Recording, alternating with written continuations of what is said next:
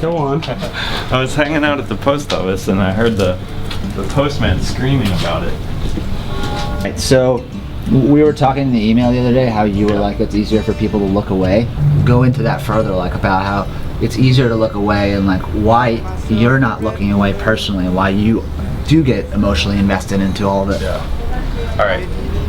I think it might have to do with that. It is sad sometimes. It's hard to look at. It's hard to see kids in wheelchairs, or someone missing a leg or missing an arm. It's hard to sit there and look at veterans who've served our country, who are in their early 20s, who've come back and are now missing limbs. Like, my mind gets twisted sometimes because you feel certain ways and you know that these kids don't want you to feel that way. They don't want you to feel bad for them.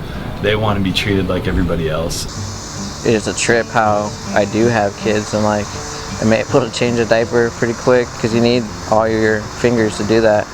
And I only got one, so it's like I trip myself out.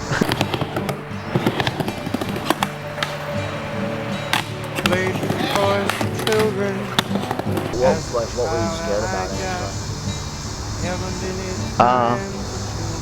Just how to like hold my kids, you know, make sure I don't drop them, or how to change their diaper, or how to put a onesie on a baby, you know, like they're all squirmy and stuff. It gets hard, but because I didn't know, but you don't know until you try. And once I had to try and learn how to be good at it. So when I first saw the trailer for Tin Soldiers, I had no idea it was even happening.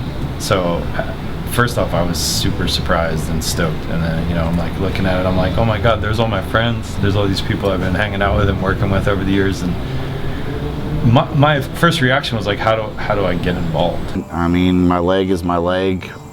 I don't see any difference between covering it up or not. I mean, the only difference is it's carbon fiber and metal. I now see what I do have instead of what I don't, and I focus on how many opportunities I have. I've been lucky to travel the world and, see other folks with disabilities in third world countries that they don't even have their own wheelchairs. People don't realize how easy it's for them to get dressed. So say I have class at 8 o'clock, right? Then I have to catch the bus at 7, which means I have to wake up at 4:30 just to get ready, go to school, come back, and skate. Still I look to find a reason to believe someone like you.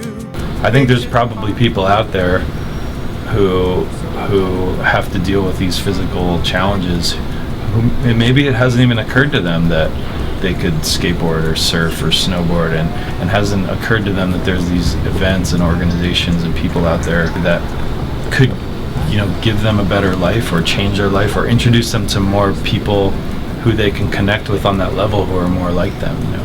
It really helps me stay in shape. I do a lot of long distance skating. I've done a marathon. I did 22 miles at one marathon, but we ran out of time. I'm going to do another marathon this November.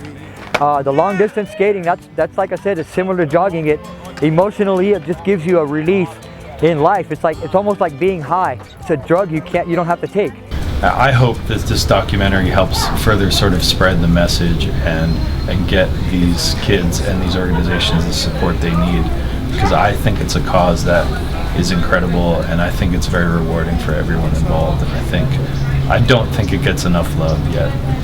If you would have asked doctors when I was born, my life would have been like they would have not mentioned anything that's really going on, Still I look to find a reason to believe